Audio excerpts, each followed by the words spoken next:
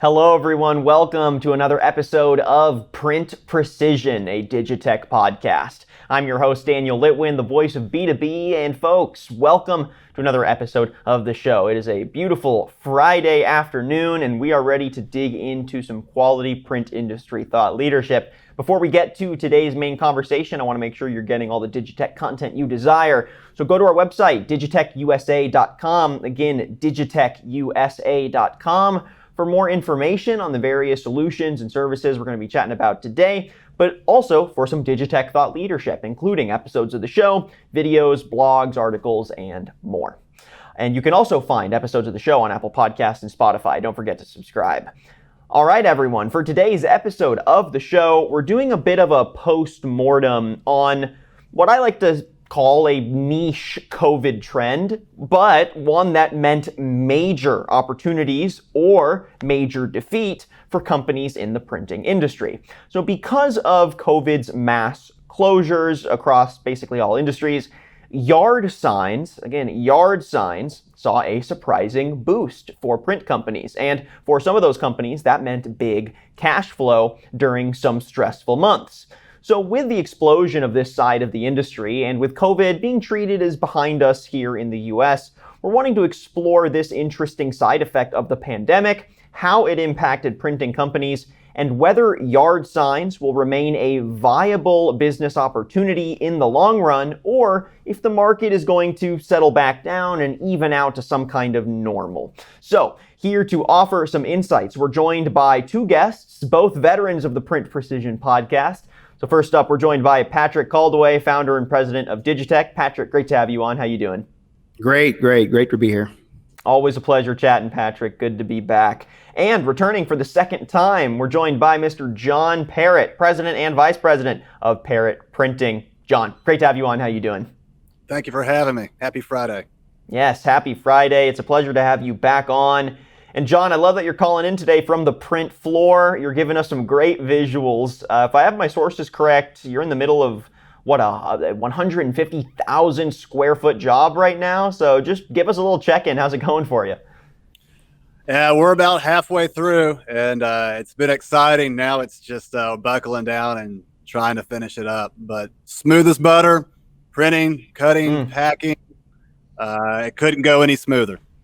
It's all you can ask for, smooth as butter. And the first time we had you on the podcast, John, you were actually detailing your journey as a new Digitech customer after only having the TrueFire printer for a few months. Now we're 8 months after your first appearance, so I gotta ask, how has your experience been now coming up on almost a year of running the TrueFire Digitech printer?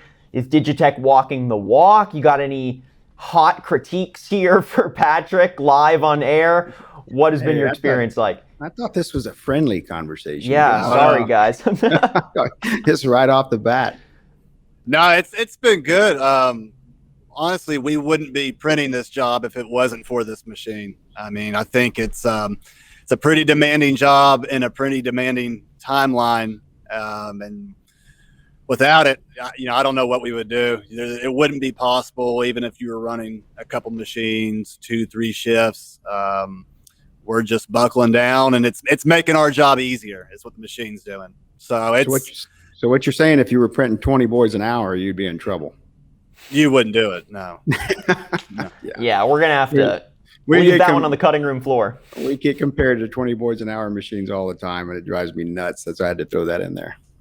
I love it. No, it's the quality, it's met the customer expectations. The ink durability that's the thing that, on a lot of machines we've run in the past, I wouldn't be sleeping at night knowing, oh man, is that ink sticking?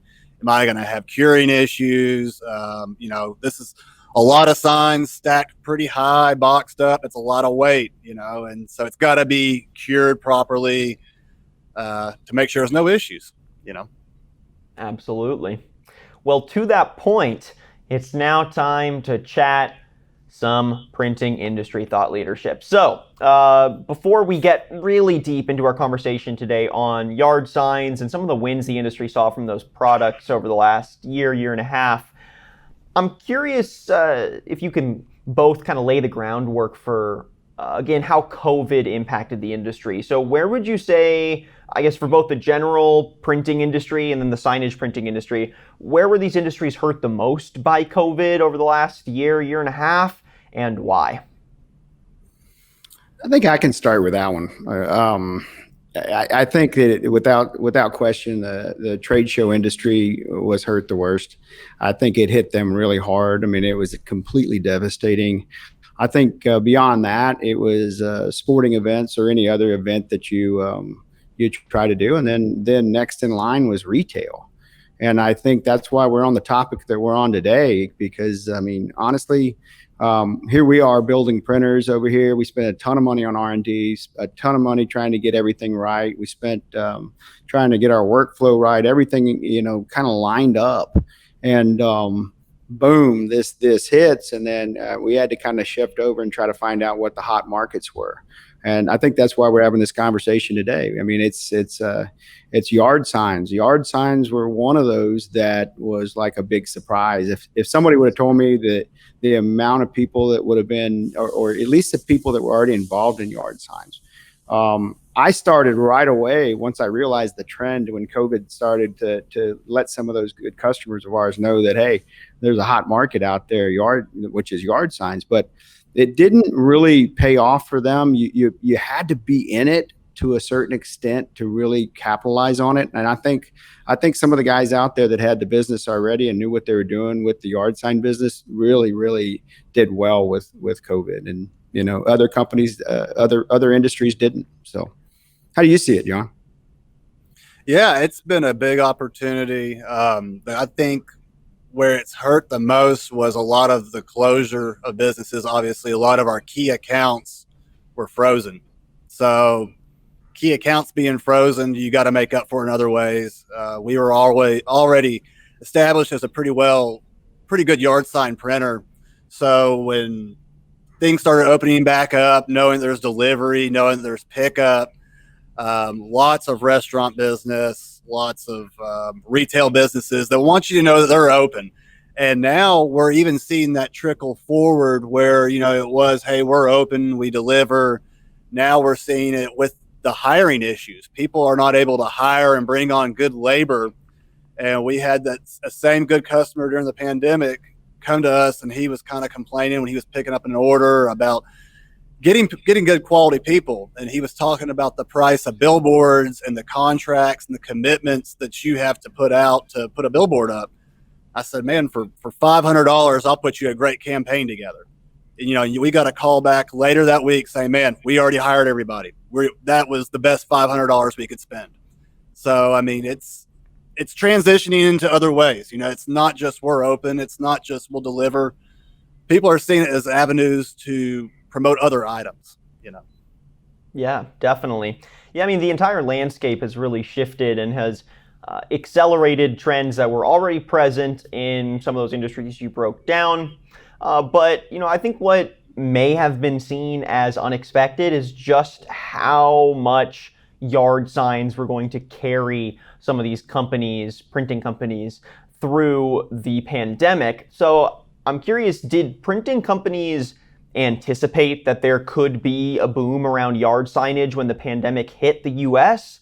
Or was that something that everyone just kind of realized in real time? Was it a more in the moment, reactive, potentially even disorganized, mass response there from the industry? How did you see that reaction? Was there any anticipation? I'd say all of those, because I mean, first of all, you didn't see the pandemic coming. And so There was only so much material out in the field. And I mean, it was wild when we were in the middle of it. And then, there was the graduation signs. So that was huge all over the country. And you called and you tried to get wire stands. You could not get wire stands. And I was like, how, there's one manufacturer of those. That's all they do is make wire stands. And there was a shortage across the country. You started seeing shortages in corrugated. And this is not due to transit from overseas to here. That's just the demand spike so high. So I don't think anybody really saw that coming, and it just boomed so fast you could not keep up with the demand. And we're still seeing kind of signs of that. I mean, now more it's other materials. But there's been a lot of, I mean, that's a whole other ballgame. I won't go down that road. But yeah, no, I think it's a combination of all of what you said. Yeah, from the normal, which was the political signs, which was a heated political year, to and that politics went to back the blue. They're all over the place. You had form of expression now. Yard signs became, or people couldn't get out. Yep. There weren't a lot of reasons. They weren't even out allowed to go places. So here they are with expressing themselves with these yard signs and all these subdivisions, and all you had to do was drive through just a little bit and think about how many subdivisions there are in this country. And we were really fortunate to be, we made a printer. We tried to come along with it. We were making the right printer at the right time for that, because I mean, John will tell you, we kind of wanted to get one up on our competitors with the auto unloader and kind of snuck up on everybody with that. And then the yard sign industry snuck up on us. And like John said, it doesn't take a rocket scientist to know that it really just took off when all of your supplies are gone. And that's not the supply chain we have now. The supply chain we have now is almost like people don't want to go back to work yet. They're still getting the government money, and it's going to take a while. They've got to cut that off to get people back to work. So we have the raw materials. That was really during COVID when people just started buying up all those yard stakes and all the coroplast and everything else. It was crazy for a while there, for sure. Obviously, well, like you said, it was hard to predict the pandemic. So a lot of this fluctuation is going to be atypical for typical yard sign sales. In a more normal year, if we look back at maybe 2019, let's say, what role does yard signage typically play in a printing company's business model? And how would you say it fits into larger strategies around different products and different offerings? Is it a year-round popular thing, or is it usually pretty niche? How do you weigh it? I feel like it's a very popular item because it's a cheap, easy way to get your message out. And I mean, like I was saying earlier about a billboard, a billboard, most of those require, a 3-6 month contract that's going to cost you probably a couple $1,000s a month. You can hit that same message across town, one time for a fraction of the cost, and you don't have to keep doing it over and over. And in a normal year, we come from a traditional screen printing background. So we do a lot of yard signs, a lot of political, a lot of real estate. And then typically we see in the even years when it's a heavy political cycle, we'll have as much as a 10% increase in printing just due to that political cycle. I mean, it's huge. And then you tack that on with 2020 and the pandemic and all of that, it made for a record year for Parrott Printing. And then this year, we are on track for another record year just in other ways. It's not political as much this year. It's just other avenues of yard signs, like Patrick's saying, the expressing yourself, like the card in your yard, all the yard signs that spell out sayings, that's still carrying forward. People are still using that. I mean, that was a big blow up last year, but I think it's an established business model now, and people are seeing it and they're still using it. I think that'll continue to go forward. That's going to continue. That has become a product now. There's no doubt about it. It's popular. It's out there, and it's moving forward. And I mean, it's heavily customizable too. I mean, I think that's the whole point, right? Yeah, very much. Yeah. And so I think that personalization, individualization is going to be key, I think, for future utility for yard signs. And I think it's encouraging to see something that, even though it is a cheap, quick product compared to maybe some other printing jobs, usually when I think of yard sign production, it's usually batch orders of, hundreds, if not thousands for a, political campaign, let's say, right? Mm-hmm. But the fact that now individual consumers are starting to feel like, wow, I want a personalized yard sign in my yard that, makes me stand out to the HOA or something, right? I mean, I'm just hypothesizing here a little bit. But yeah, I think it really allows there to be some long-term opportunities here for yard signs to find new avenues to stick in and then stay. So I guess with that in mind, how much of what we saw during COVID do you think is going to be long-term? Which of those avenues are going to continue to maybe see some of those fluctuating spikes like you were describing, John? And then which of them might just be, a last year special and something that'll even out moving forward? I think it's definitely, you saw a big uptick. I don't think it'll be like it was in 2020. But I think like I said, the expressing yourself in yard signs in your yard. I mean, you even see them as far as we support military, we back blue. I mean, for any kind of movement, people are seeing that now as a good way to put a message out there that'll continue to go forward. As far as high school graduations, and we're still open. Obviously, I think the high school graduation thing will stick around for a few years, and we're open, I think that's going to trickle away. But I think you're going to see increase in growth still in yard signs. There's more ways to express yourself now, and people are seeing that, and they're investing in it. Right. Well, the population's growing too, so yeah. I mean, it can only go one direction. And like I said, I think that COVID definitely it was a surprise at how popular yard signs became. That was a political. It's important to point out that was a political year too. But as the political years get, even television's not as popular. There's a lot of other things. I mean, and getting the political message out there every 2 years, it just seems like it's going to be a heated race, and the political part of it's going to come out. And the cool thing about it with yard signs is that a lot of people have this dream of producing yard signs for the whole world, the whole country or something. These are rigid pieces of material that require shipping. And a lot of the political campaigns, they do like to buy local. It's very popular for them to buy local. So it regionalizes really well for the smaller sign shops, not those big conglomerates out there where you have 4 to 6 people, and you equip them with something where they can put 500 yard signs out an hour. I think, what are you doing, John? Like 540 or something like that. Mm-hmm. And you do 540 yards. I mean, now you're competing into screen printing. Now screen printing can do, you really don't want to have a screen print department when it only makes sense to do one single color applications. So, I mean, you're equipping these smaller companies to go out after this high volume business.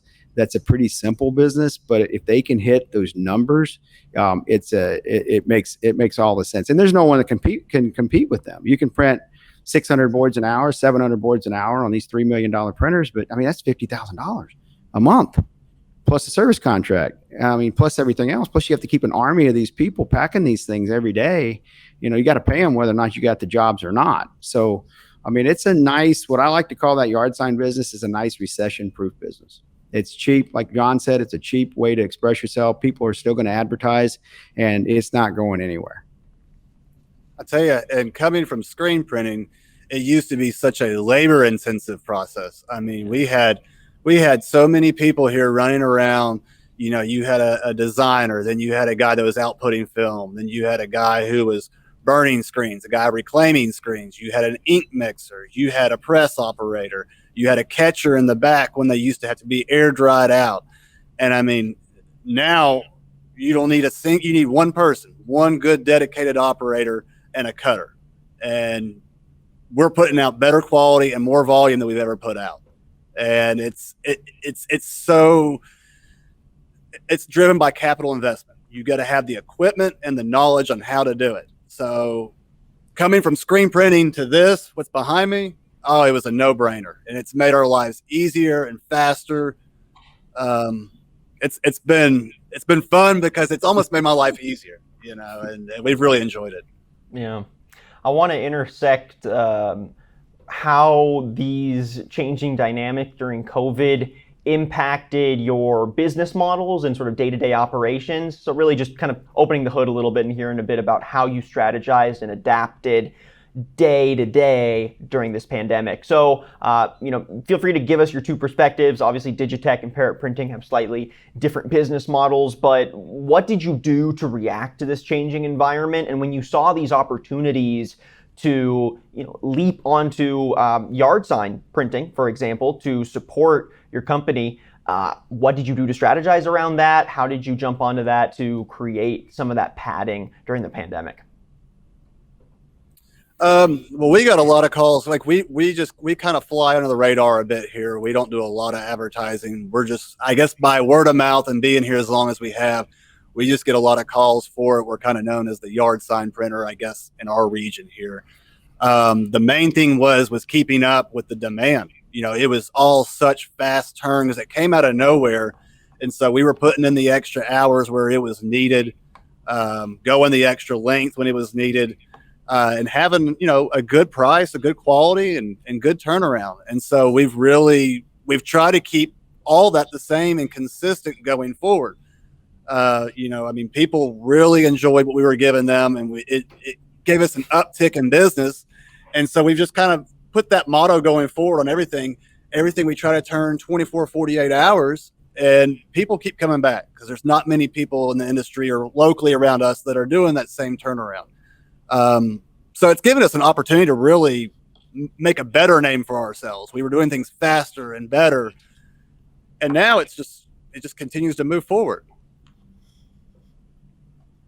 And same question to you, Patrick. How did y'all have to respond during that trying time? And when you did see this boom in yard sign printing, did Digitech do anything to try to make sure your customers or potential customers had what they needed? It's kind of, we were at the beginning of last year, 2020, we started out at, we grew to the 4 to 5 machines a month scale. And then as soon as COVID hit, everything shut down. And then when we came back, we really didn't know what to say. Do we want to do 2 machines a month, 3 machines a month? How do we want to do this? What's the demand going to be for equipment? Is anybody going to be working? I mean, there's a lot of uncertainty. Like there's uncertainty right now too.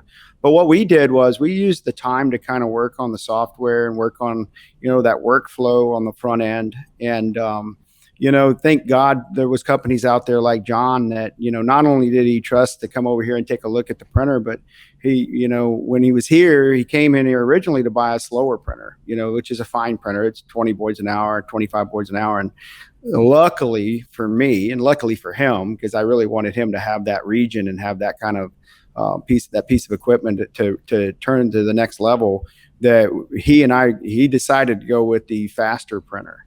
And that was a game changer for him. And a lot of these companies out there that think that, you can do 20 boards an hour and whatever, you can complement a business like that. But at 50 boards an hour, you can blow the doors wide open and you can get jobs you never got before. And it really, having the John Parrotts and some of the others, we mentioned Tommy Trucks on here before too. And these guys out there that let us know what we need to do. And, if you look at now the Queue It Up software like John has right now, he's doing some of the yard expression signs now where basically every image is different. 1, 1, 1, 1, 1, 1. You might do 50 or 100 different images. And 240, okay, different images. And it was a lot. And that takes you so long when you have to pull another image in and rip and send it to the printer one at a time. And what we did during that time is we worked on things like that. And that queue allows us to load those 240 in there and run the printer. We can print 240 images or 4x8 faces in the same amount of time that we can print all the same 240. I mean, it's basically you're putting it in production mode and you're not wasting any time. And that saves, he said 240. Okay, 240. He's saving 45 minutes for every 100 sheets that he puts through that printer. We did a lot of those things to make it more efficient. And I think we put ourselves in a right position to be the next big thing. And I hope we are. Yeah, the Q software really changed the game for us because every 4x8 image you have, it's got letters in it, and it's every single one is a custom letter, custom colors. And so the catalogs for our customers, there's so many images. It would take forever to go back every single time, queue it up, print it, queue it up, print it. I mean, now you just feed it like it's a nonstop, same job over and over. The only headache now is the poor guy running the cutter. He's got to put it all together. Hopefully on the cutting side, our vendor will put some kind of software together for something like that. But that's made life so easy. It really has. Daniel, we've sold a lot. Our printer is selling a lot of cutters out there. You get that printer, you're going to have another cutter, or you're going to upgrade cutters. Something's going to happen. So Yeah, it's you got going to to be able to match that horsepower, that output. Yeah. There's more to printing. You have to finish, and then you have to pack it and everything else. So Right. yeah. Some's easier than others. Yep. Yeah, right, exactly. Well, really what I want to do now is actually take that last point of the wider ecosystem of hardware and processes that support printing and more specifically yard signage, and basically look ahead a little bit. I've kind of already heard this from both of you, but basically yard decorations and yard signs had a place in the industry pre-COVID. And now that we are in sort of a post-COVID world, we might not see the same huge boom that we saw in 2020, but yard signs aren't losing relevance. If anything, they've found new markets to find at least a steady market to latch onto. So with that in mind, how should printing companies strategize around this new market? What should they be prioritizing, and how can they maximize this sort of reinvigorated yard sign side of the industry to play into a larger process for their business or a business model as well? Well, I think it really comes down to equipment. Without equipment, you can't play ball. That's just, but I mean, also, there's the old, is the chicken or the egg come first? You have to have the business first, then get the equipment. And that's kind of for each business owner to decide, that's up to them. But without the right equipment, you're never going to play ball. You got to have an established name out there, and you got to be able to turn quality product. And I think that all comes down to equipment. Thank God we paired up with Digitech. It's increased our quality and our speeds. It's reduced our operating costs, which has been great. So it trickles down to the bottom line, hopefully to reinvest in another one. So, I mean, it comes down to, if that's the realm you want to get into, yard signs. I mean, what we did as a business, we for many years, if it was full color, we subcontracted stuff out until it grew and it boomed, where we were like, hey, we've got enough business to where we need to bring that operation in-house. Once we did that, we quickly saw how fast it was growing. It just snowballed from there to where we are now. And it's been, I guess we've been in the flatbed industry about 10 years now, and it's been an incredible ride. It's just grown so fast. I think to add to what John just said there, we were lucky. I mean, time will tell whether or not yard signs will really do what John and I are saying they're going to do. But we were lucky to, kind of be in the right place at the right time. We were working on a very high adhesion ink for another very large customer of ours, and it just kind of fell into place where we were working on that at the same time with some of our other customers to try to get the best adhesion and the best durability out of the product. And then COVID hit and yard signs came, and we were, that if you're gonna print a yard sign and you're gonna reuse it like a real estate guy does, or the yard expressions do, where they rent them out and they put them back in the car, you want the durability. And we had that, and we had customers, we had some of these, especially the smaller franchises out there, seeking us out because they wanted or seeking our customers out. John, you got some experience with that, just trying to find somebody that had the same printer that had that ink set on there and could match that quality on there. And we were very fortunate to be there. Hopefully it continues, and we can help some other customers be successful and be successful ourselves in the process. Yep, that's something I will add on to. That's one thing I can't express enough. When we bought our first machine, we had a lot of adhesion issues, and you don't think that's that big of a deal until you've printed a massive job on whether it's corrugated or whatever. But corrugated is a very tricky application to print to. And stuff starts coming back. Hey, my ink's falling off. It's flaking, this and that. That is huge. You've got to have a good ink. These guys have got it. That was a huge selling point to me. I mean, just do your homework, check the ink, make sure it bites good. That's a huge thing. And go see Digitech. Go see Digitech. I love it. On that note, I don't think I could have wrapped it up any more perfectly, so we're going to go ahead and call it for this live episode of the show. Thank you so much to both of you for rejoining us. It's been a pleasure chatting again and hearing nothing but positive things. I mean, John, it's great to hear that the TrueFire has been kicking butt for you over the last 8 months and now pushing up a total year of having one in-house. And Patrick, great to hear that Digitech has been able to pivot and support its customers during this trying time. So with all of that being said, we'll wrap up the show today. So thank you again to our two guests, Patrick Caldaway, founder and president of Digitech, and also to John Parrott, vice president at Parrott Printing. John, if folks want to get in touch with Parrott, potentially source some of your printing services, how can they learn more? How can they get in touch? ParrottPrinting.com. Parrott spelled with 2 R's and 2 T's. Our 800 number is 800-325-7145. Definitely give us a call. Be happy to help anybody out. Perfect. Easy enough. And Patrick, if folks want to find out a little bit more about how Digitech is supporting some potentially new opportunities in the yard signage side of the industry, how can they learn more? How can they get in touch? DigitechUSA.com. We're adding more to our website all the time. We've got some cool information about automation and the Q software on there that's available. Customers love it, and if you're in the market, come see us. Love it. Patrick, John, thanks to the both of you. It's been great. Okay. Thank you guys.